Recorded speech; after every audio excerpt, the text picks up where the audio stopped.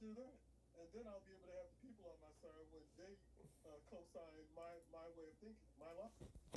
I That like is a that. very funny thing you think is going to happen. It usually goes that way when I'm able to articulate my point well enough. Sure.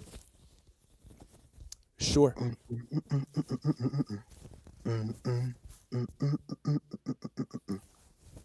gotta figure out how to like. I sent them the damn tweet, bro. Or not the tweet. The How do I keep wrinkles out of my collar? That is something I am plagued by. Can I iron these bitches out? I don't fucking know. Chat. Chat.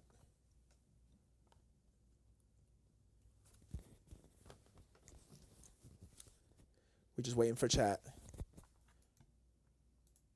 Yeah, I'm gonna play some music, and then yeah, you can wait for the people to get here. I don't mind it. I guess I gotta get into any kind of I don't mind what it you all. calls it. That is fine for me.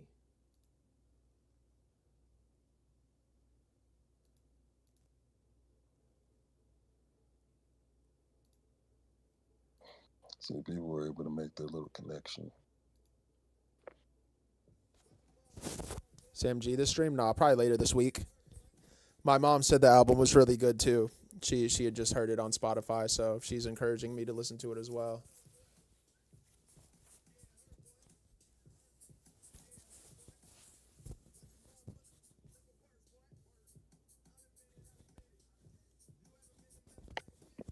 Oh my gosh.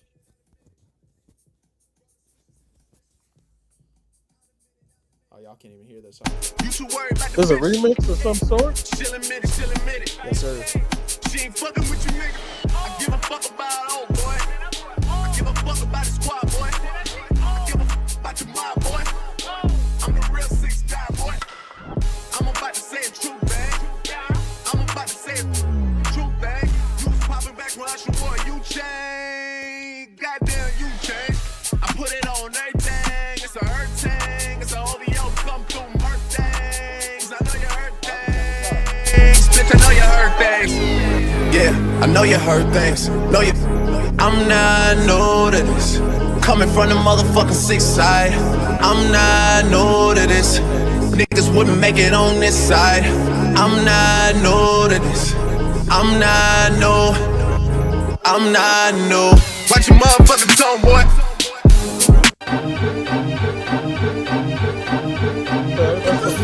Enough of them a pose up like a them run the world. Let me tell you something, fi me gun it a me girl. Enough of them a pose like a them run the world. Let me tell you something, fi me gun it a me girl. Me gun me hug up and kiss. Sleep with that night, if a boy try a thing, me shut out to my side. You know I and I is dynamite. When me hold my microphone and strip the truth and right. Lowers a door, we have lowers span top. Love pretty candle hit up inna that mind. Me send you down there, but cool and relax. You think a holiday in when you hit up inna that. Love pretty candle hit up inna that mind. Me send you down there, but cool and relax. You think a holiday in when you hit up inna that. Listen, I and I on the mic just a one time, them one time. To come a them funeral, them things say, them on the general, them one time, them one time. To come a them funeral, one them no say, them no say. My man is the general. What's up? I said the people flooding in already? Yep. Hey, listen. My ability to form playlists will be undisputed for all time.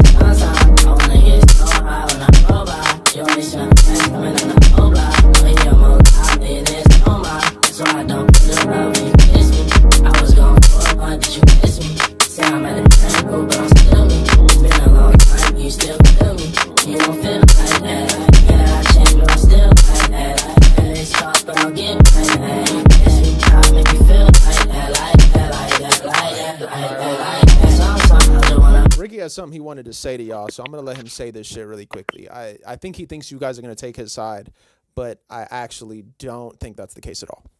So, Ricky, Wait, the floor is yours. you talking about the thing we was talking about earlier? A second ago, yeah, you said, I'll wait. I'll say what I got to say when we're on stream and the people will take my side. So, have at it. I don't remember us having a conversation earlier about any of that. What are you talking about? Didn't think so, bitch. Wait, hold on. Now you've antagonized me. Now you've made me upset. I'm going to make it very plain for you.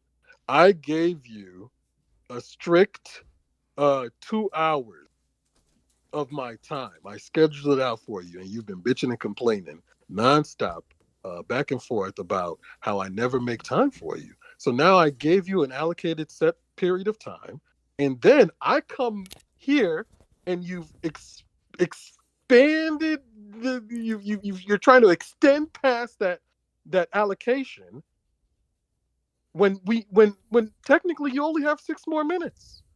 And I'm just saying, how is that my fault if you squandered your time, your allotment of time, doing other stuff and talking about other stuff instead of booting upstream and us getting right to the chapter? You wanted to dilly-dally and billy bally, and I was focused and ready. And I know for a fact that I can't be blamed for this. And this isn't gaslighting either. I cannot be blamed for this. It was you who was doing the majority of the talking. I was sitting there just quietly saying to myself, well, if this is what he wants to do and I read the chapter, that's on him. So all I'm saying is, in conclusion, we have 5 minutes to read this chapter. I cannot let my boundaries be infringed upon anymore. I have to stand firm in this moment, and I will not be, the moment the 5 minutes are up, I'm hanging up. I'm abandoning, because I won't let you force me just because people are watching and you want to sully my name and make me look bad. This was all a coordinated attack against me. That's all I'm going to say. For those of you paying attention, this dumbass just wasted 3 minutes.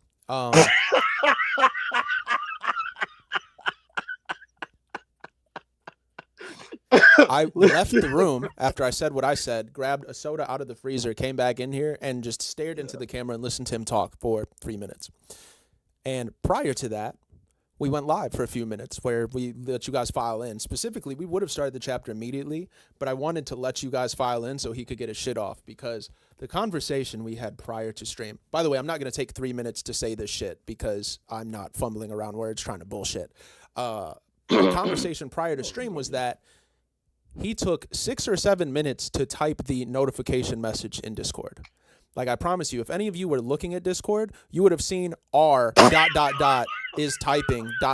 moving around for like 7 minutes. So why did you pretend like you didn't know what I was doing? And then you were like, "Oh, did you send it yet?" But you were I said, "Did you send it yet?" Because you do this shit every. For those of y'all that also don't know, he does this shit every week.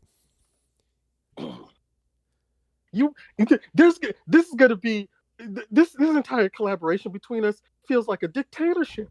I can't have fun. I can't watch or read Hunter in the nude. My in fault the that background. you gotta spend fucking 7 minutes to type a message out that takes 2 minutes to type and 5 minutes to scratch your nuts, dog. That I get to relax and enjoy some media by myself, and you won't even let me do it in the nude. You want me to get on camera now, bro, and then there's no peace with you. There's no peace with you, bro. Listen to me.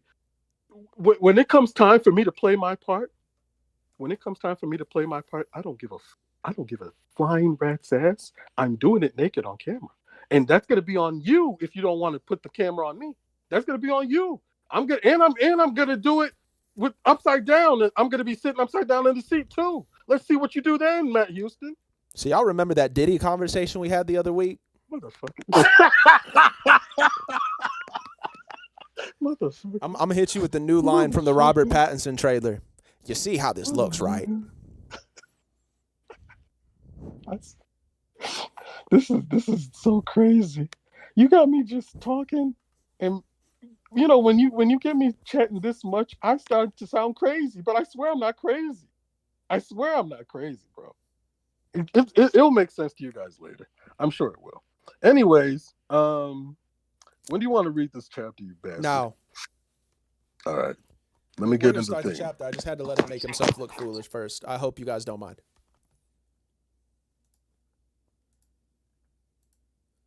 Banger chapter on the way, mind you. Everybody, you strapped in. Let me see some eyes if you got them. If you don't got them, I don't know why you don't got them, because we stream at least 4 times a month now. So, yeah. You should have the eyes. Anyways, Yes. let us get started. Hunter x Hunter 417 coming up right now.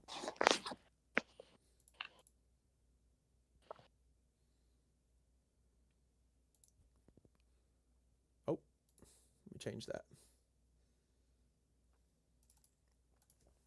What type of Beautiful. NSA surveillance? Okay, so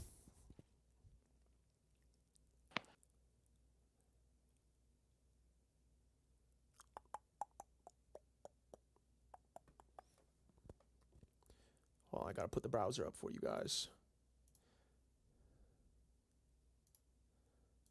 There we go. Shared it to him. All right, let's get it. Hunter x Hunter chapter 417. Bow, bow, bow, bow, bow, bow, bow. It can you look, just hold on before we get too deep into it. How many pellets are in this motherfucker?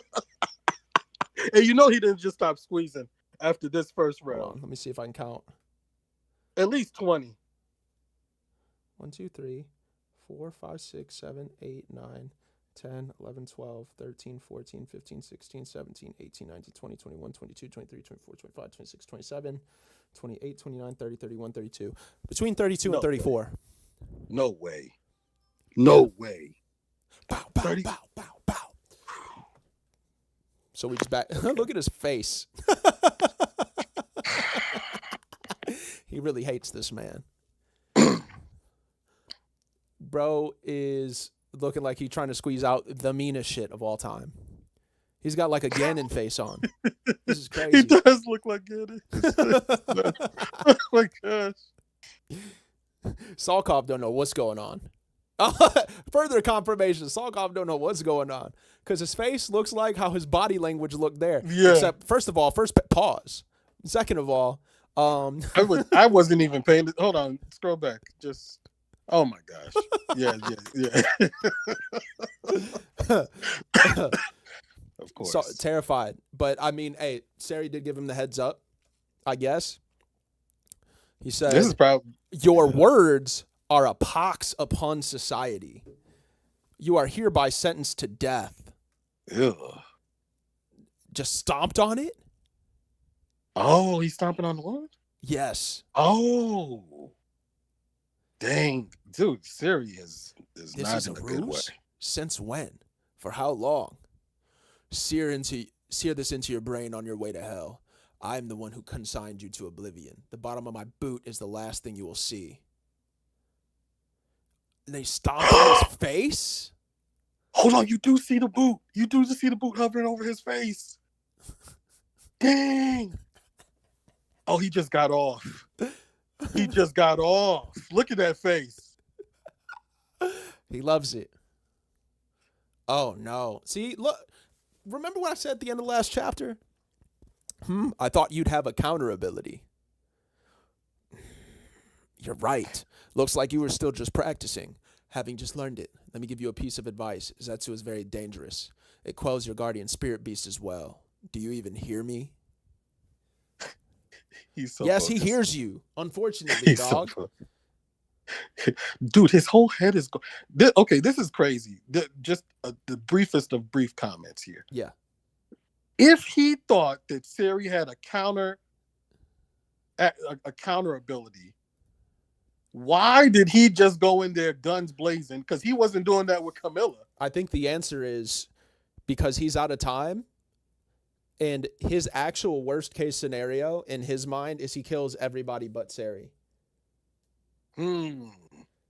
So him dying and not killing everybody else, but not killing Sari, is preferable to him killing everybody else but Sari. Okay. I suppose so. Because this just seemed like emotion. It is emotion also. But it's his emotional priority list that informs the rest of it, because ultimately, if he wants to kill anybody, he wants to kill Saraya Nick. Yeah. Whichever. I'll say Soraya Nick, to be honest. But yeah, I feel like that's what's happening here. Because yes, it's emotion. He hates him more than anybody else, more than anyone else. Like, I don't even think more than any of his other siblings. I think more than any other human on planet Earth. Like, he's the ruler of the Kakin military, basically. He's the general. He probably doesn't hate any of the adversaries in any of the other nations on Earth as much as he hates Soraya Nick. Just him. He's number one on the op list. You can see it in his face. Bro just hit the... he hit the Ricky. Oh, my God. You know, this is that. My thirst has been quenched. Like, hey, I'm gonna use this face from now on when you say that shit. I'm gonna Photoshop out this. I'm gonna crop out this panel. I'm putting that in the edit too. Is First Prince Benjamin real, or is he an illusion too? And if this isn't real, what about them? Is everyone here seeing the same thing I'm seeing? Hey, you. Yes, sir. If you have the opportunity to provide testimony about this, say truthfully what you saw. He said the same thing as Soraya Nick. Fourth Prince Soraya Nick was human scum. I was planning to kill him regardless of the succession battle. So this is basically vigilantism. That piece of trash is absolutely not a fallen hero of the great Kakin succession battle. I executed Soraya Nick at my sole discretion. His numerous crimes will be laid bare at trial. I have pardons and commuted sentences ready for anyone willing to testify against him. Think it over. Is it just a coincidence? Could this actually be real? Soraya Nick really died? Was he really attacked by Benjamin? Is there a way to know for sure? Theta's injury. Only people who use Nen can see it. If that's gone. Salkov and Danjin will be handed over to the Central Justice Bureau and held there. Our military will also move there and use the 7th floor and its courtrooms as our Joint Force Command Center. Complete the preparations for taking over before I get there. Oh, so he's headed to the Justice Bureau now. This is where the real battle begins, fellow princes. He's got more. Okay, he's got another container for the TSK. Sacrifice yourselves. Strapped with that. What was that? No, he says strapped with the TSK. Facts. He's ready. Sacrifice yourselves for the continued prosperity of the great Kakin Empire.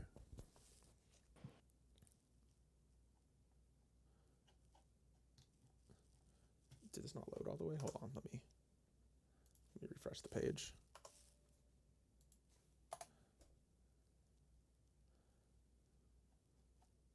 Okay. There we go. How many princes? 2, the 5th and the 6th. So few. Where are the others? The 3rd and 7th princes escaped before the proclamation. A hunter assaulted Kanjidal and assisted in the 7th prince's escape. We can use that as leverage. After taking over the Justice Bureau, open a special tribunal and slap the Hunter Association with an extradition order. Demand they search and capture the 3rd and 7th princes in exchange. Okay, I want to...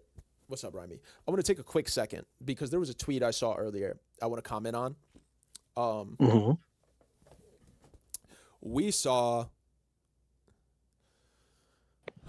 We've seen Benjamin and Camila both be rash, but there is a contingency on Hunter x Hunter Twitter that feels like a lot of people's favoritism towards Benjamin and sort of like derision or, you know, like skepticism of Camila's character or thinking or labeling her as just dumb is formulated in some sort of prejudice. And I just don't think that's the case. And so here's my thoughts on why. Because in times like this, over and over, we see Benjamin also express very methodical, meticulous, contingent thoughts. I think the chapter's called Contingency, as a matter of fact. He's had many of those. Now, while Camila does also have contingencies, it's not as obvious. So what I would say is the problem with people viewing Camila's character is like it's somewhat accurate, but it's somewhat a literacy issue because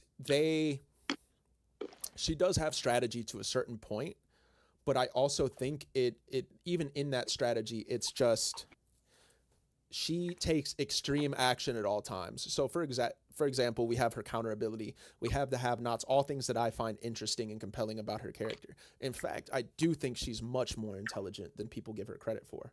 However, a lot of her intelligence or the things you may notice about Camilla that may make her come off as intelligent are in the subtext. So it's in between two concepts here.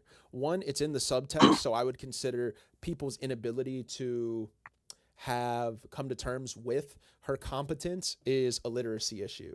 But on the other token, I think her competence is a lot more criticizable because she ends up in compromised positions, like exterior compromised positions, far more often because she just operates like so 0 to 100, and she's banking on contingencies rather than having second and third options, it would seem. But nonetheless, still think she's an intelligent, pretty well-rounded, pretty well-defined character. But I can see why some people may have trouble giving her credit and why other people do like to give her credit. How many? How can people come to such set conclusions though when Camilla hasn't even had that much screen time? We saw her kind of make I don't know, some kind of well, pretty much everything she does is rash. Like, to be honest, she does have other contingencies though. Like, we see her with the have-nots, we see her with her ability, and the thing that I think is the most striking about her intelligence or her composure or her competence is how relatively calm she's been amongst all of this, including the declaration of martial law.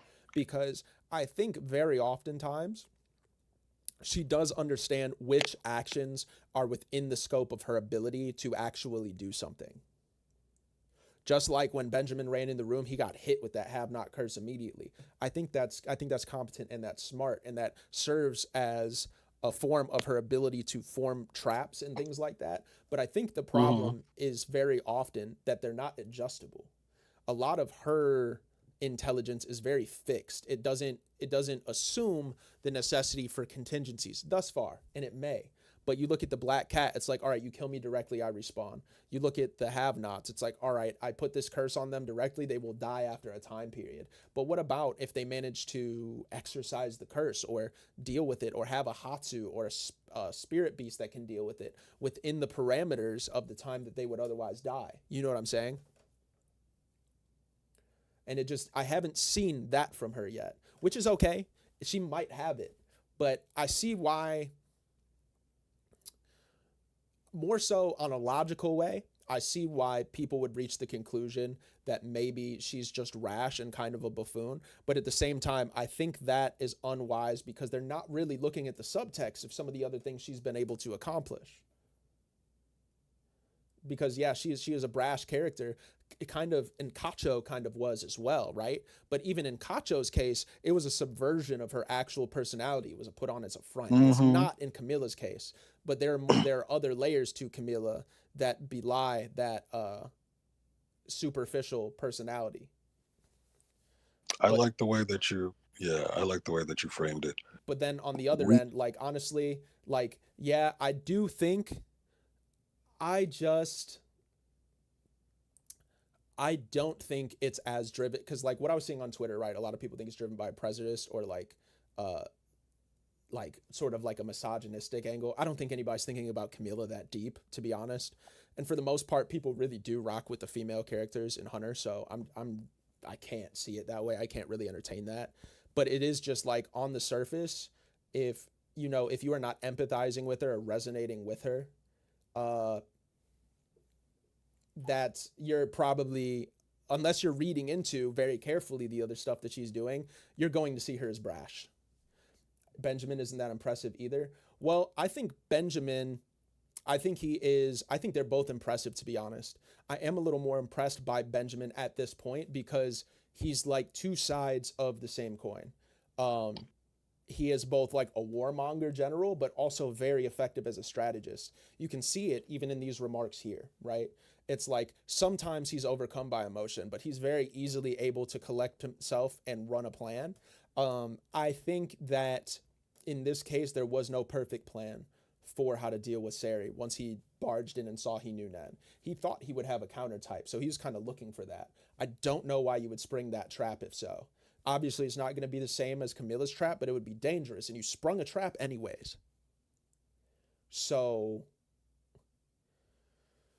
what's he going to do? Reverse time, get Salkov out of that situation, and then I just, whatever. I don't know. He's going to do something.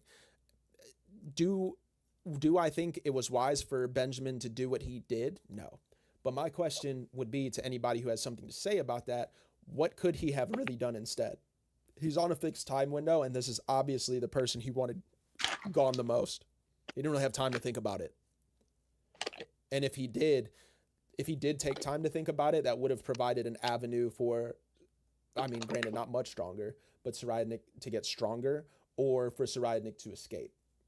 Neither of which he wants. So, I mean, stuck in between a rock and a hard place, maybe, but definitely still agreeable that it's not optimal. Did you finish the chapter? No, not yet. We're in the middle of it. Okay. Little catch up here. 100 assault. Last comment before you start. Go ahead. Just simply saying, I think that it's premature for people to put labels on any of the characters when all their layers haven't been revealed. Very simply. I somewhat agree.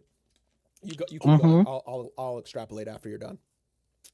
Yeah, just simply because if you had taken some of these characters at face value, like Morena and Benjamin, Morena there was something ditzy about her possibly before you saw that she was more complex than how she initially presented. And Benjamin, I could have mistaken him for a meathead before I saw how tactical he was. Absolutely. So with Camilla, she's going to come off hasty. She's going to come off kind of like, like you kept saying, like brash, boorish, whatever, aggressive. Right. Yeah. Any of the things. And I think she very much is rooted in those personality traits, but I don't think that is everything she has to offer as a character. Like, right. It's, Benjamin is taking precautions for a reason, and you could say it's just her Nen ability, but like the thing is, if she's the second prince, right? He was her neighbor at all times. If he thought she was an easy lick, he would have attempted to dispose of her the same way Mimose got disposed of. Or Saleh. That did not happen, right? So there is a respect here within the characters for Camilla. And then you look at, she has a system nobody else had. She has curse users ready to die for her. That is a system that nobody else has in place except Beyond. Now, Beyond's curse is obviously much stronger, but to run second to Beyond isn't even anything to be scoffed at in the first place. But I will also say that while I do think analyzing these characters concretely before we're done dealing with them is a mistake, I do think at the same time you have to provide room for yourself, just for the sake of enjoying the story and processing as it goes, to evaluate and then reevaluate at any given time. Yeah, that's also fun. But I don't mind it. In that, I think we're both on the same page in saying that people's opinions, especially in this instance, towards Camilla are probably a bit too hasty. Yeah. We have the subtext we need to not draw that conclusion already. So, yeah, whatever. That was a nice tangent. Okay, let's get back into the mix. Yep. Okay. A hunter assaulted Kanjida and assisted in the Seventh Prince's escape. We can use that as leverage. After taking over the Justice Bureau, open a special tribunal and slap Hunter Association with an extradition order. Demand that they search and capture Third and Seventh Princes in exchange. It seems the Third Prince might have manipulated Kovan Toba with his guardian spirit beast ability. Kovan Toba himself admits to aiding and abetting and desires to be held and monitored. That's an interesting... No need to hold him. If he was aware of it, it was semi-coercive. He was manipulated to aid Zhonglei under certain circumstances. I will hear them out. That's brand new, ain't it? We didn't know that. We'll circle back to this. All right. So, Kovan Toba having some portion of the ability of the coin trigger, I suppose. As for room 1009, Captain Balsamico was found unconscious sitting in a chair. He's the one person in the room. Okay, he was unharmed, and once he awoke and was asked the questions you had prepared, he proved to be himself without a doubt. Where's Hulkenberg? What's going on? Wasn't it an ability to switch bodies? It was obvious from Vic's actions. Hulkenberg switched bodies somehow and activated his ability using Balsa's body. The captain also volunteered to be held, and he and Kovan Toba are confined to the mess hall. What shall we do? I will deal with these two princes first. I want to talk to them alone. Everyone, including those in the mess hall, go outside and stand by. Yes, sir. Kovan Toba and Balsamico. That's crazy. They both look bothered. Understandable. Understandable. I don't. Who was this Furby-looking dude that just walked in the room? What's up with you, bro? Why do you look like that? He looked like the damn speed thing from Greed Island, the little puffball. All right, whatever. He looked like Karibo from Karibo's a from good Yu-Gi-Oh. shout too. Yeah, that's kind of or fucking Tangela. Oh no, he Something. looked crazy. Okay, so they've got Tyson and Tubepa.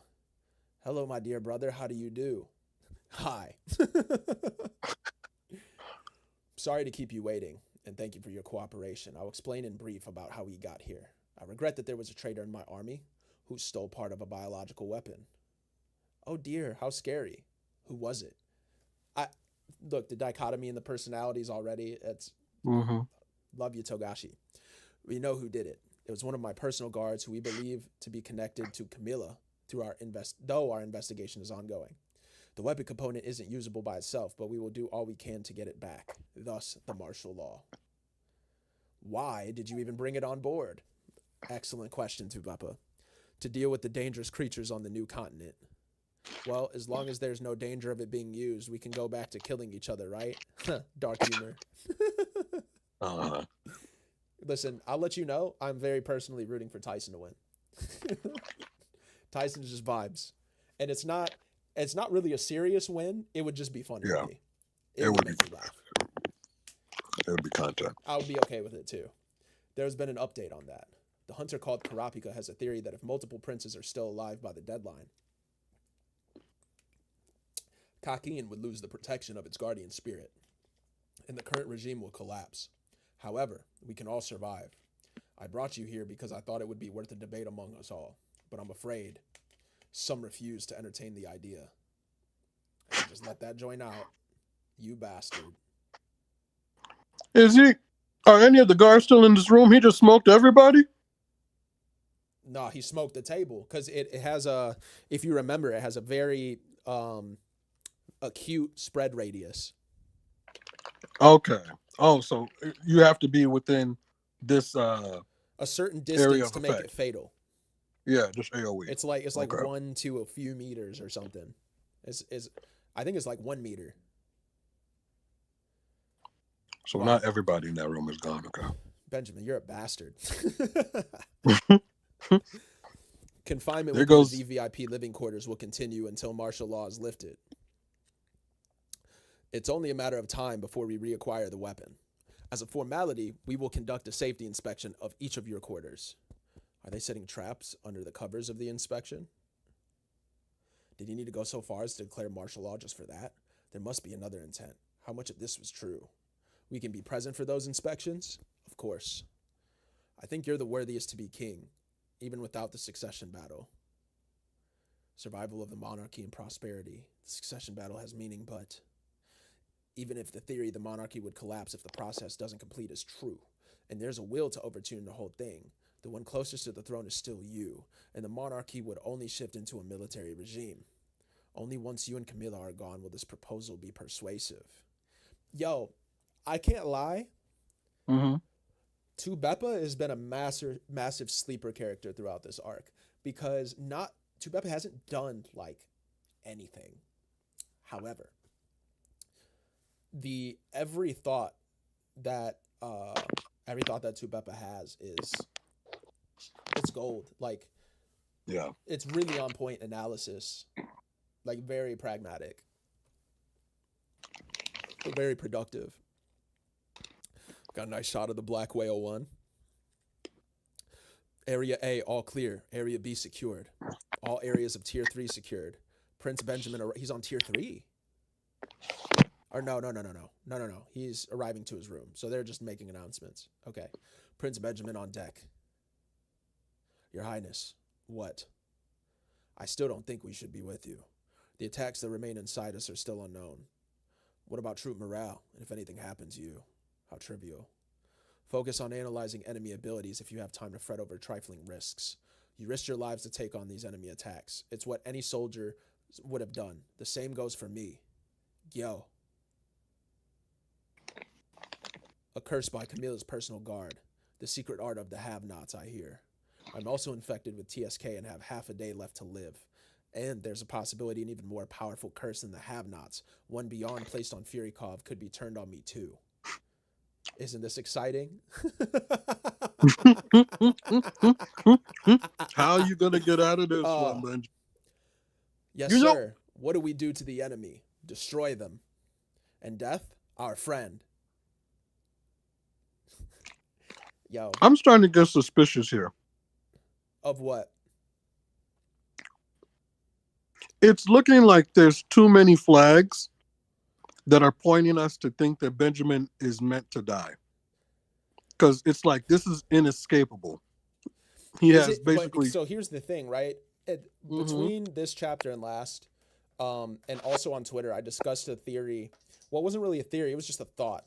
We don't know what his spirit beast does yet. I think I posted a tweet about that like 4 or Right. 5 days ago. And because that's the thing, is like all through this, we're seeing all these death things be piled on him. Same thing with him using TSK on Camilla, which I actually think we talked about post the last videos. We don't know what her Nen Beast does either. And they're having these inescapable conditions, but they have these super powerful Nen Beasts, and we've only really seen what a couple of them can do at this point. However, we know that they are strong, like ridiculously strong. So and we also saw his guardian spirit beast, which I think me and you talked about, sort of blow away the weakness of the spirits that looked like the same curse of the have-nots Fugetsu? that was on Fugetsu, right? yeah. So it leaves me to wonder, what kind of mechanics could they have here? All right, who are we? Kakin Royal Army, Squad 1. I'll look into who the 9th Prince could currently be switched with. The feather on their hand is a giveaway, so discovery will only be a matter of time. Low-key happy Balsamico's back too. Just smart. Mm-hmm. Another smart character is always welcome in Hunter. I leave it up to you. Find him. The coin is powerful enough that holding it for 10 days makes you spontaneously confess your secrets. Oh. The number is currently still 10, but I fear there will be further effects at the next magnitude. That's what happened to Koventoba? Holding it for 10 days makes you confess your secrets. So Zhonglei knows what he needs to know about Koventoba? Keep it. There won't be any more changes. There aren't many places Zhonglei could go. That's a bit of a rash conclusion. Herd them from the top and crush them below. They're at Onior's spot. Okay. Sheesh, I was eating. If Prince Zhonglei escaped below tier 1, I can leave it to the Squad 3 recon team. Detain the Shu and Shah bosses on suspicion of treason and conspiracy to overthrow the government. Escort them to the Justice Bureau. Considering Zhonglei's path, it's clear Onior assisted in his escape. That's a felony. Tell them their only valid bargaining chip is the prince's whereabouts. Oh, they got broccoli too? Not my mans. Ooh. Not my mans. Zhonglei went to tier 2 right before the declaration via crossbridge from inside the Shu boss residence, currently confirming the route and following his trail. Follow-up report in 15 minutes. Good. Tell the Squad 3 and 7 recon teams and the scouts to focus on capturing Zhonglei and 7th Prince Lucerus. If multiple princes survive past the deadline, we'd be in the darkest timeline. Does that mean it'd be it's equally bad if all of us are dead? Nay. That's a scenario that leads to a legislated national emergency, separate from the succession battle. Emergency Law Article 1, sustaining the monarchy in a crisis. If the monarch, as well as all the successors eligible for the throne, are dead or face inevitable death through unavoidable attacks such as a bomb, an epidemic, riot, or natural disaster. Camilla has been infected with TSK and will die in 13 to 19 hours. Struggle all you want. You pulled the trigger first. Circumstantial evidence will all point to your terrorist attack. What is this? Is this him using Moose ability? Bell can come even during martial law. He's the Surgeon General. Call him now. Bring equipment and personnel from the Central Medical Office. Have the CDC or R&D, anybody, find out whether this bacteria is a bacteria or a virus. Cheadle and Leorio enter scene, perhaps? Possibly. Could be Tubepa, too. I eliminated Sorayadnik. I feel like I flushed a massive problem out of my bowels. Oh my gosh. Did you say that it looked like he just took a massive trip? Yeah. It Mm-hmm. looked like he was trying to take one. He was a parasite eating cocaine from the inside. He fails as a human being, much less king. I finally have one less weight on my shoulders. Actually squished his face with his boot. Wow. I infected 5th Prince Tubepa and 6th Prince Tyson with TSK. They will die shortly after Camilla. I don't have a grudge against either of them. I can even respect them. But they're not king material. I won't waste your deaths. I will protect and guide the next king and the next and the one after that as a leader of an ideal nation. Rest in peace. That monologue is a little bit interesting to me.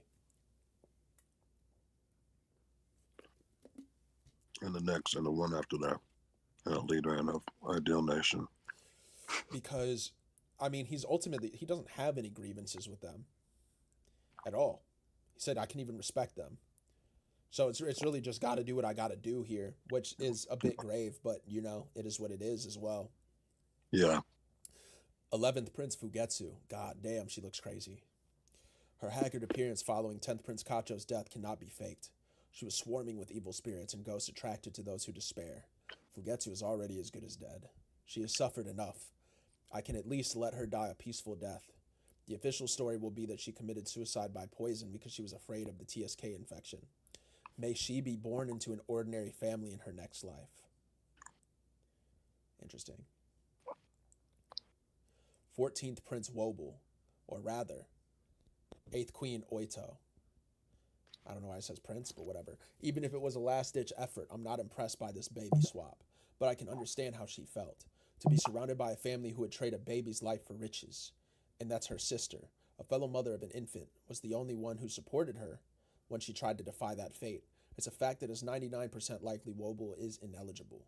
But who says I have to accept this fact as reality? It'll be a simple matter to have them officially declared dead. In deference to their resolve and with respect for their heart-wrenching decision to exchange their beloved children. If I can prove that Wobble is elsewhere, I will let their clan off with exile. But if the real Wobble is on board, whether she's eligible or not, I will accuse them of using a cheap trick to vie for the throne and have their entire clan wiped out for real. Emergency Powers Act. If the deaths of all heirs are unavoidable and only the current king survives, the current king will immediately name the next successors in order and prepare for a contingency. Before I die, I must eliminate the remaining princes or infect them with TSK. So we're looking at Mariam, Zhonglei, Lugerus, Hulkenberg. A complete annihilation. Once that future is inevitable, it triggers the act, and father will declare my child next in line for the throne. That's a bit of a guarantee you're banking on. Oh, here we go. Okay. Benjamin's guardian spirit beast ability, Gypsy Life, Bohemian Rhapsody. After Benjamin's death, it fuses with his Nen and selects one of his blood relatives to become their guardian spirit beast.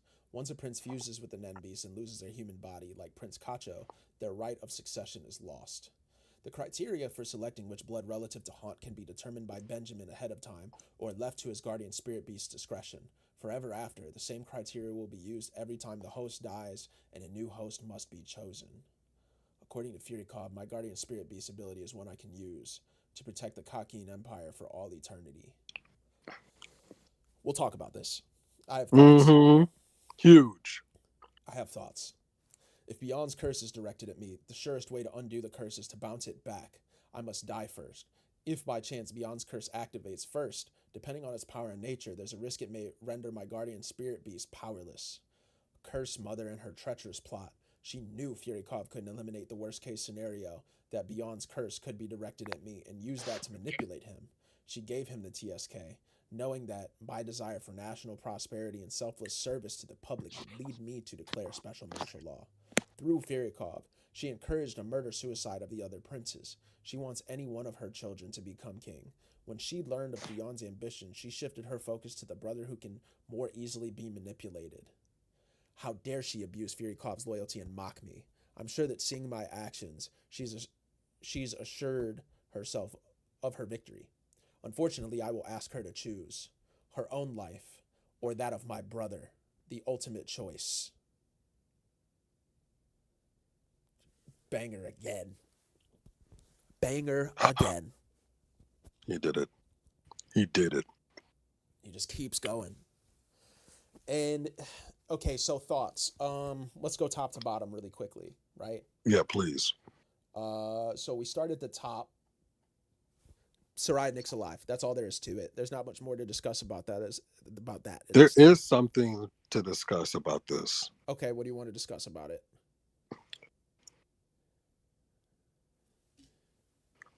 How long is the parallel universe move supposed to last? It's 10 seconds, but if the body's still there, Then has he pushed it beyond its limits?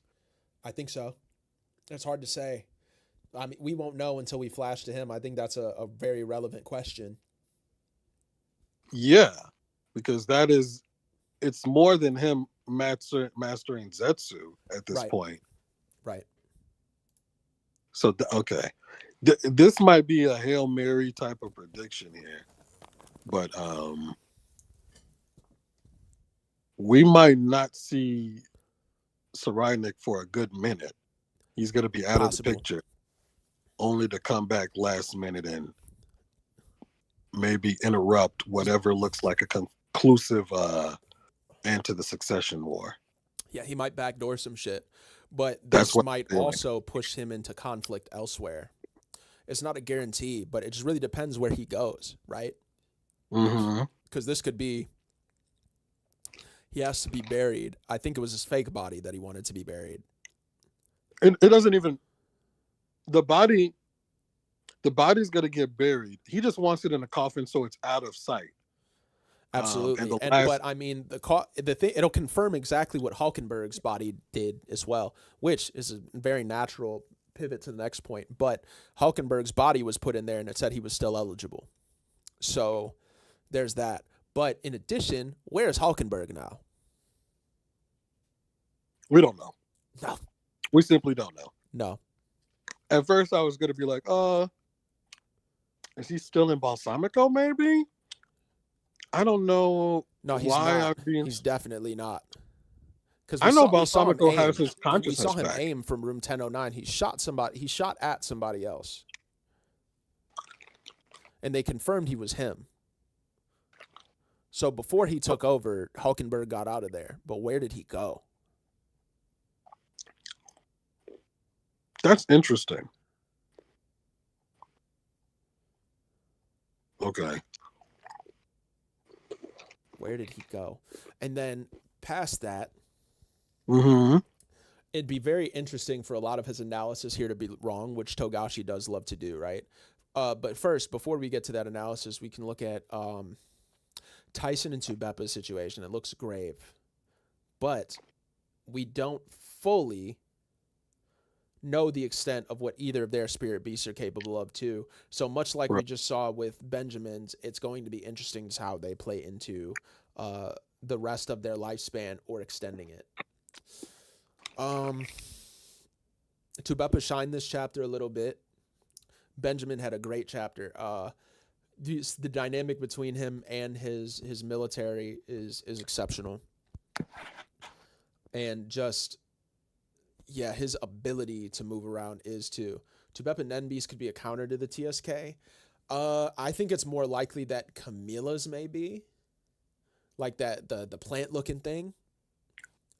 Oh, okay. But I think two Beppas could also aid in her own ability to like it could give her a mechanic with which to counter the TSK for sure.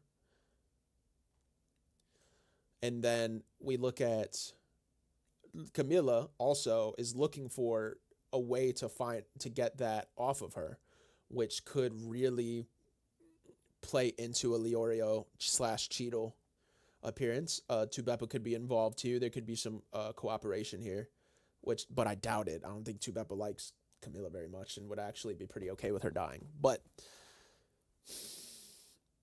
And to the last page here, this throws us all the way back to like episode 2.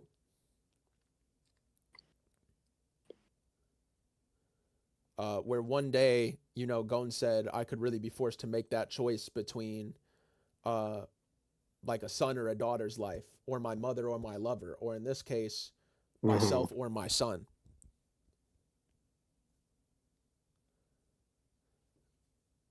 Very interesting recall.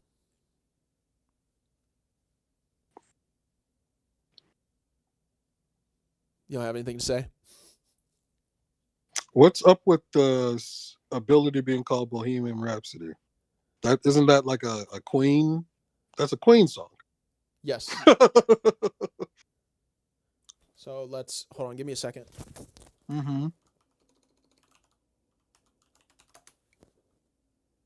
Is this the real life? Is this just fantasy? Lost in the nest and all this stuff. Oh, okay. Well, it actually makes perfect sense given what the ability does. So the traditional meaning for rhapsody is a stitcher of epic songs. So like someone who sews epic songs together. A bohemian is a person who lives an unconventional, nonconformist lifestyle. Often focused on artistic, musical, or literary pursuits rather than societal rules and material wealth. So the reason the Guardian Spirits Beast's ability would be called that is because of what it puts Benjamin in position to do. He wouldn't have a traditional life. He would live on forever effectively as a guardian spirit, assuring the prosperity of his nation. Or it would do so in his stead. Kind of. And that's the last thing we tabled that I wanted to talk about. The thing I wanted to talk about was I don't even remember that. If you're talking about the choice, it was the very first game they had to play in the Hunter exam, the Doki Doki exciting quiz or whatever, with the lady in sort of the native guard with the little like screen behind her to redirect people before they got to the Kirikos. And she asked the guy in front of them to choose who to save, his mother or his lover, and he chose his mother because you can always replace your lover, and told her that told them just to tell her what she wanted to hear. And then they were asked the question about your son or your daughter. Leorio tripped out, but silence was the right answer because there's no right answer, so on and so forth. That's that. And then Gon was sitting there reflecting even after they won, because he's like, well, yes, we won, but also it's a good idea to ponder on that question because one day I might be put in that situation, and what do I do then?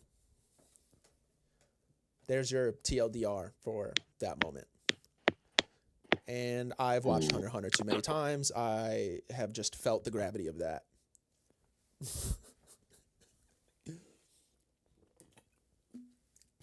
Because I damn near quoted that situation verbatim.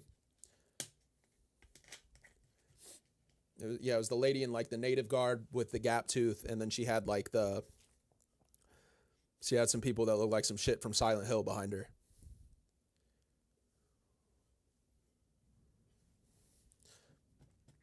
It's able to synthesize various drugs. That's what two Beppa's beast can do?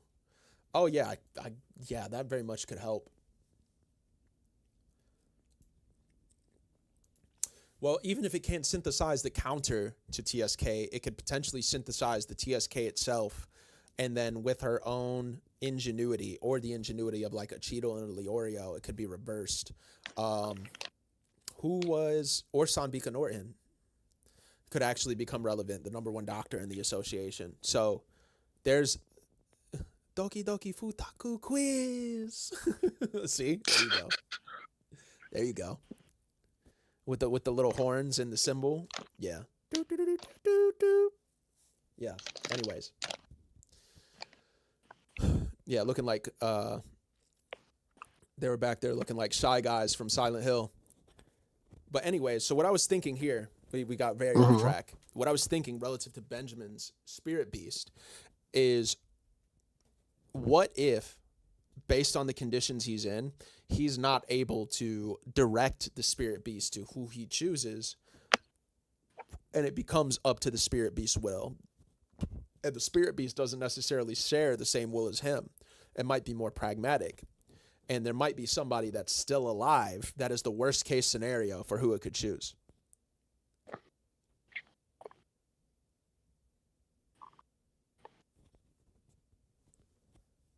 You understand what I'm saying?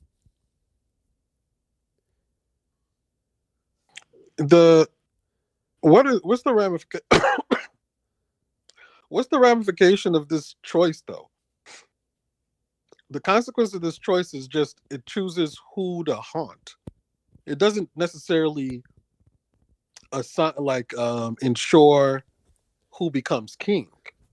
This is just like it's not even haunt, it's augment is the better way that I would put it. But that's what I'm saying is like, what if the choice isn't left up to Benjamin because he gets clapped in a way where he doesn't get to intentionally direct it, and then it becomes Sariadnik's Nen Beast. No, I could see through your implication. Yeah. And but it's an augment. See, I don't know what it can do for him. But we don't need it to be able to do anything for him. Like, that's kind of the point. Oh, I guess. Yeah, to give him any additional don't turn abilities. him like, bro. He's already got two. He's already Blackbeard. Let's not give him a third. Is this to assume that this do you think we have the full readout of what this spirit beast's ability is? No, we don't have the technicalities on how it works. We know everything we need to know because it's going to take Benjamin's Nen with it. Hopefully it doesn't take his Hatsu. That would be abysmal in that case. But then Sari would then become truly unstoppable. I mean, to pretty much everybody on the ship that's not like, okay, who has a chance at beating him? Hold on. Before you get into that, before you dive into that, I feel like I'm missing something, because on the surface, this spirit beast seems like it sucks. Why? Because the only part about its ability that I understand is that it fuses with the host, and then it chooses who to haunt later. That all it's doing is floating around. No, it chooses immediately. Right. And then when it chooses the other person, it's just going to be hiding in the background the same way it's hiding in the background for Benjamin, waiting for its new host to die. It appears to choose to somebody compile else. Nen as it goes. But then what will it ultimately do with the Nen? Does it attack? Does it ever defend the host? That's what I'm asking. I can't tell you, but I can tell you that assuming it sucks is, I think, erroneous, because if it does anything with the Nen, that's a problem. Like, that's a problem. I guess it is faulty to think that, oh, okay, this is... Yeah, because what you were assuming is it's just a container for the Nen. Yeah, that's how it reads out. It's like, well, it's just going to take this person... I think it's intentionally vague, brother. I don't think that's the end of it. Okay. Yeah, okay. I don't think it's because if he does choose, well, okay, there's another angle this could go, actually, because if it fuses with his Nen, because there's two things written here. It fuses with his Nen. Hold on, let me go look at the draft translation. Okay. One thing we can assume, though, is that this is the amalgamation of a bunch of past relatives of Benjamin. That this spirit beast is the container for other princes, and Benjamin is the final choice in some long succession. who keeps inheriting this Nen Beast. Uh-huh. But it's just like, okay, when is this thing gonna pop? Because it's not defending the host in real time. Right. All right, let me see. I'm gonna see if I can find. Let's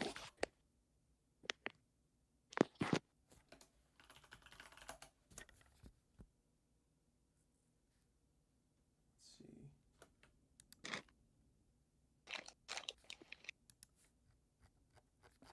All right, I'm looking at.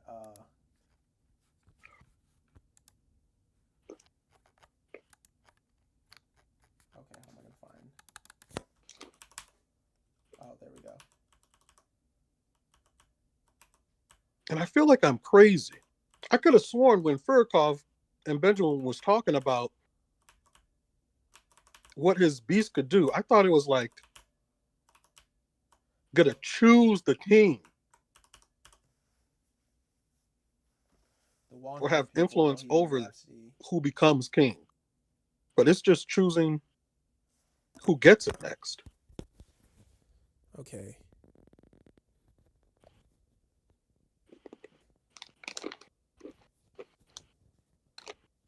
They take turns choosing each succeeding host. So Benjamin would have a will still? Okay, so this is interesting. Okay. The decision is whether first Prince Benjamin or his guardian beast will choose the initial host. Thereafter, they take turns. So, okay, I'm wondering if Benjamin's will is present inside of this situation. Because if Benjamin's will is present inside of, by draft translation, do you mean Voracious Drake? So there's a couple. There's a Japanese translator that did it for King Freaks. There's another one where there's somebody I follow on my Hunter account that may have a second translation, and then Voracious Drakes would be a third. So I'm just verifying the information from every source that I can, basically. Where is it? I swear I followed them. I guess I didn't. Fuck, 1 second. Mm-hmm.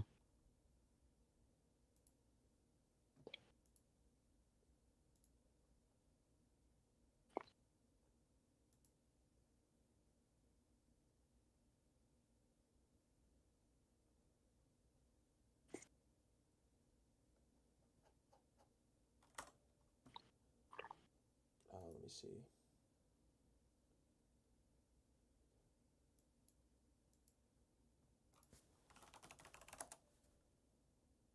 There it is. There we go. What do you got for me?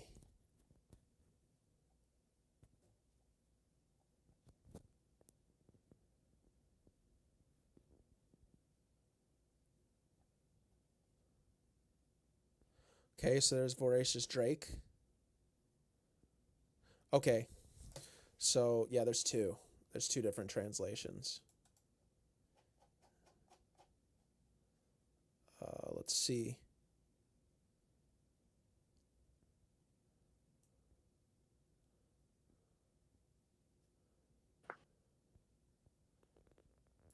So yeah, it just says they take turns. So I guess my question becomes, how much agency does his conscience, because he keeps saying I will guide over these things, right? How much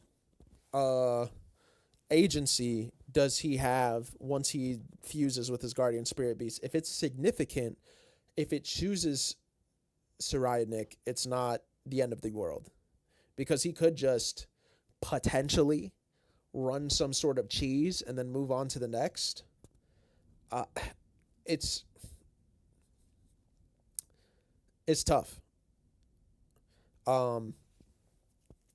It's tough to say, but because one, it would be horrible initially if it went to Saraynik, but then, like I said, is he bound to actually helping him, or can he just like run subterfuge? Because then it's not all bad. It really, I don't know who it would choose or who he would choose, and it's such a wide array to try and consider. So I guess if you're comfortable, we can wrap this up just by thinking about what are the plot threads we need to pay attention to. 1, Crollo. 2, Hisoka. The friendship troop, obviously, that they didn't get inserted for no reason. Morena, Borkson, Theta, Karapika for obvious reasons. The rest of the troop, beyond Crollo, which is Nobunaga and Finks going to, or no, not Nobunaga and Finks, sorry. Nobunaga going to tier 4 to go to the waste management facility. Finks and Phaeton going up to tier 2 to try and find the AE. The various Zodiacs that are with Beyond and Beyond. Cheeto, Leorio, and then our various princes. I think that covers, well, okay, you've also got Henry and Zakuro looking to run into the troop, it looks like. Then Kenny Wang, who's teamed up with Morena. Broccoli and Oniora captured. Zhonglei is with Melody and Fugetsu, I'm pretty sure. Lugerus is somewhere. Tyson and Tubep are kind of cheesed right now. Camilla's kind of cheesed right now. No one can get to Miriam and Bisky and Hanzo, so that's that. And then Long He and any other child of Beyond. And then whatever the fuck Bobby Mina's up to. Beyond the aura farming, yeah. That's the true wild card right there. Certainly. We don't know what, we don't know. He just Currently not saying more of a anything. wild card than Hisoka. Watch Bobby be the pen Watch him be the what? to this entire, to the pen, the underpinning, the key to this entire thing.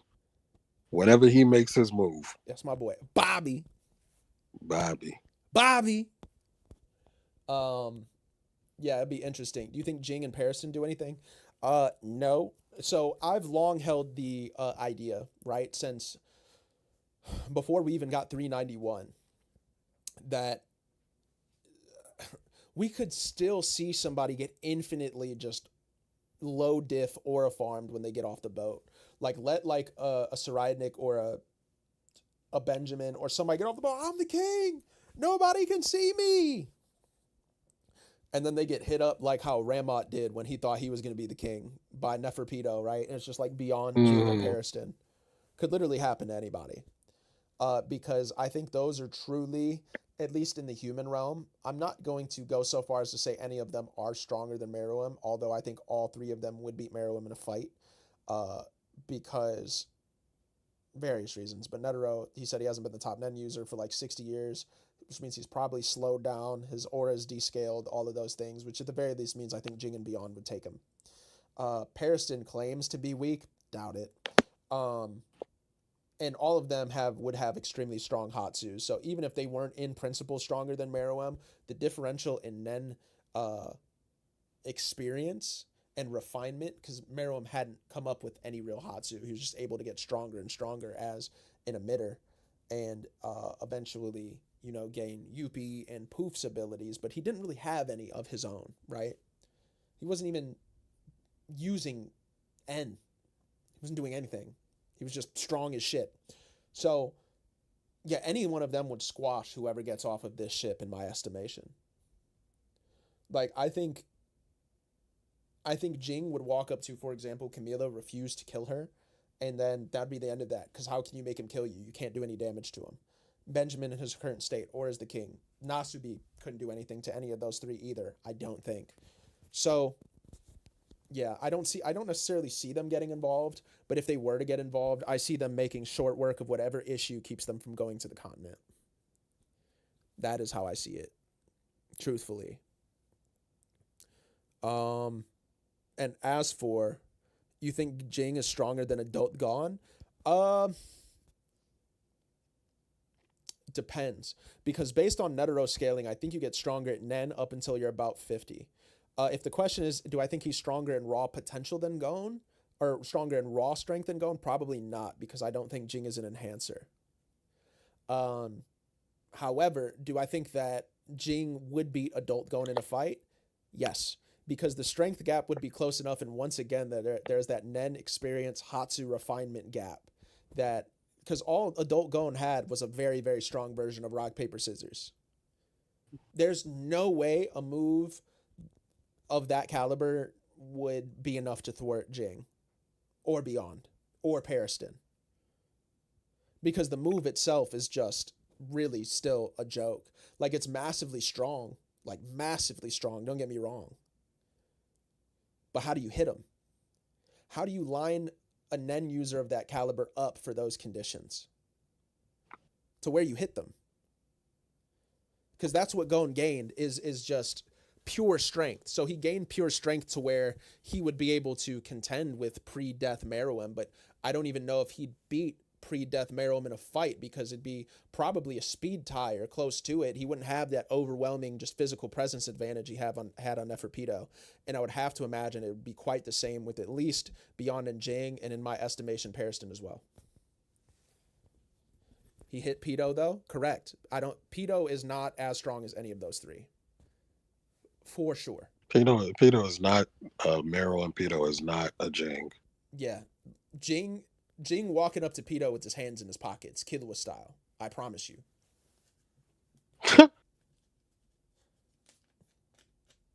Anybody who is going to the Dark Continent with their free will is not worried about Pido. Maybe Meruem. But even still. Hey, Netero gave Meruem a little bit of sauce at like age 120.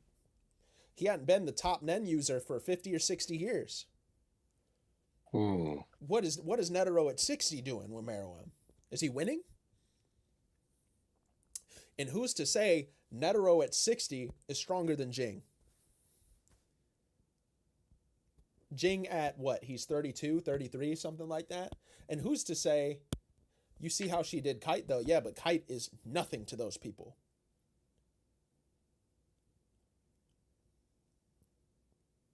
And let's be clear. They got into a fight where Kite activated his Hatsu multiple times before he died because he cut down all them trees in the area. When she was sitting down in the forest with his head, that bitch was destroyed. Pido and Kite had a squabble. Like, Pido and Kite had a squabble. And if I had to estimate Kite's strength, it would be a little above or a little below the troop. And I'm not saying the troop are anything to play with, because they also have different kinds of abilities and things. Like, I feel like the troop members most likely to fare the best against the Chimera Ants are probably just Sphinx and Phaeton and Krollo, to be honest. That's probably it. But even still, it's like none of those people are anything to Beyond and Jing, at least. And I would estimate Periston as well. There's just no way Periston is humanly weak and managed to attract the attention of Jing to where Jing's annoyed by him. There's no way that guy is not a powerful menace. I don't believe it. I don't believe it at all. But yeah, it's any of those three are low diffing a Royal Guard.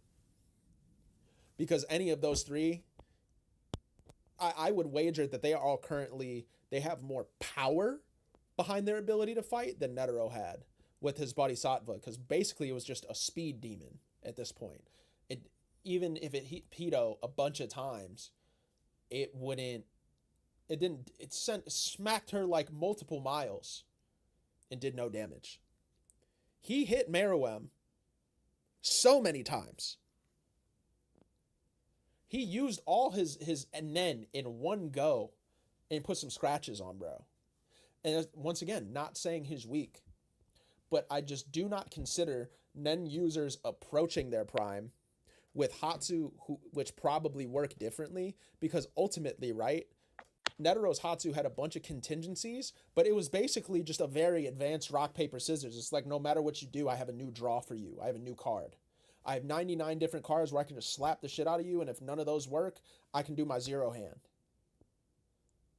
But those are all banking on a straight-up engagement, a one-on-one combat system, or maybe multiple on-one combat system, right? But it's so straightforward. Jing shit ain't finna be like that. We already know, even if Beyond's ultimate Hatsu is like that, look at what he can do with these curses. He put a curse on, like, his curse is probably stronger than Kurapika's curse that has that gigantic restriction on it. Because, I mean, Abengane was able to remove it with relative ease. Now, what happened to Abengane after? We have no idea. None. But he got rid of it in much quicker than a year. Because from the end of Greed Island to now, what's our time period? Like 4 months? 6 months? Keep in mind, Beyond put a curse on how many individuals? Well, assuming he did it himself, assuming it came from his Nen, assuming it wasn't from one of his cohorts, right? He put a curse on dozens of individuals. Dozens. And the one who is a competent enough Nen user to be able to identify it and potentially decipher it, it would have taken him 1 year to identify it and another calendar year to be able to remove it. And that is either somebody else's Hatsu or a secondary Hatsu he has. It's not his primary joint. That motherfucker is strong. But yeah, I mean, I guess last question I'll field real quick before we get out of here, because we did run way over time. And Ricky's about to, like, lock himself in a bathroom and scream. So we didn't answer who would be able to beat Sari in a fight if he got that third Nen Beast. There's a longer list somebody put above. I don't think Ahsoka. Maybe Crollo. Crollo, just because he's so versatile. Maybe Phaeton. Pain Packer is just a lot. Finks in like a 1 in 1,000 scenario where he just lands a clean hit and Sari's not in his ability. Finks landing a clean hit can basically clear anybody, to be clear. Then Jing Beyond Periston.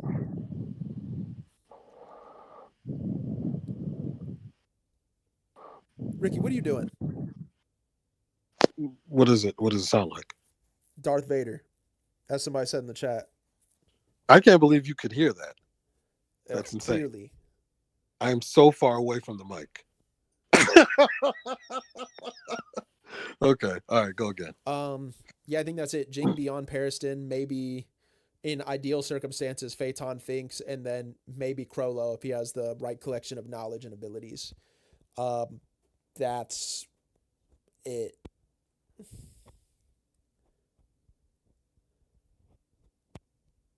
And I guess Camilla if he's really dumb. Outside of that, it's like, that's it. That's it. That's it. I guess you could potentially suggest one of the Zodiacs, but we don't got shit. We don't know. Yeah, like, I mean, a fighter in the Zodiacs, maybe. I think, actually, a Zodiac who would really a couple Zodiacs who would really interestingly give people problems are Sayu and Mizaistum, because they both have, like, very interesting conditional, like, trap abilities, right? Bodobai is probably Bodobai and Ginta, I think, are the strongest. Kanzai is pretty strong too. But I mean, Illumi is stronger than Ginta by Hisoka's measurement. And Kanzai. Sayu and Bodobai are question marks, as well as Mizaistum. But yeah, we can't really say. I had fun this chapter. I can't wait for the next one. And Yes. I think that's a good point for the Yap X Yap to conclude. I will be back tomorrow or the next day, maybe. Ricky, you got anything to say to the people? I just want them to join us the next time. Then we can maybe do a deeper dive. To be honest with you, bro, I want to do kind of like a post chop, because there's some more investigations that we could do to really dig into, like, What the heck is this Spirit Beast about? Yeah, no, I we am can. so fascinated by it. But we can wrap up here. Absolutely. Maybe for the stream we give them another like 2 minutes. Yep. So there's at least 3 more chapters. He's already handed in 424. So actually, we'll see if this continues past a 10 batch. I'm not being overly optimistic. It's just it could be on the table. We're gonna be pushing out more content, so follow all of the platforms if you feel so inclined. I'll give them to you guys now in the chat.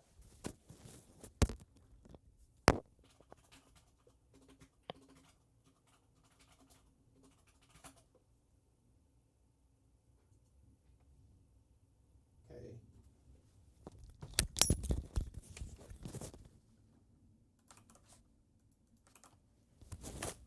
There's your talk.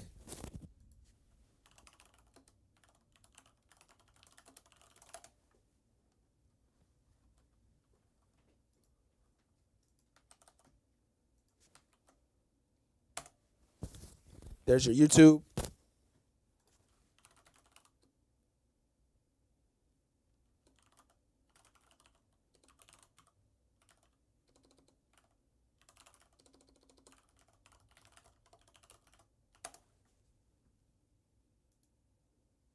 Oh, whoops.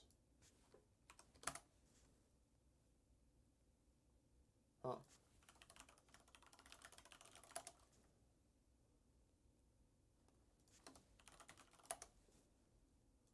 Okay. There's your Insta. There's your Instagram. We've been posting the content. And if any of you guys want to subscribe to watch any of the old reactions for the Ricky episodes and things like that, or get ahead of the other content we'll be doing, like when we actually get into the podcast format, like the uncensored podcast and stuff like that with no cuts, as well as we'll start uploading these unedited too, I think, on the Patreon. I'll give you that as well.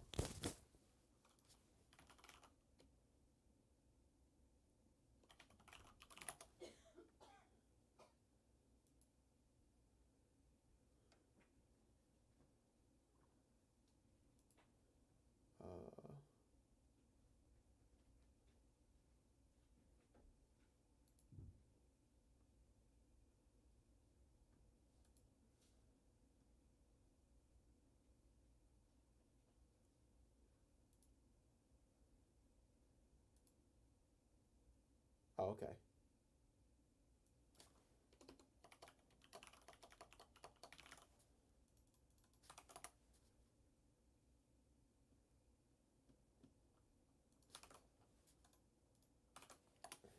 And I think that should do it. Without any further ado, we're about to sign off. Feel free to join in my Discord so we can chop it up in the Hunter x Hunter manga channel. Feel free to chop it up amongst yourselves as well. I'll be compressing down this video. I'm going to try to get 15, 16, and 17 out by tomorrow night. Don't hold me to that. It is the intent. But also, I intend to be here tomorrow night or the next day, get into some new music and things like that, and get back to regularly streaming. That is the hope. And we will see you later. Take care of yourselves. Take care of your health. Take care of your people. Take care of your responsibilities. And we grow every day. You know the deal. All right? Have a good night. Much.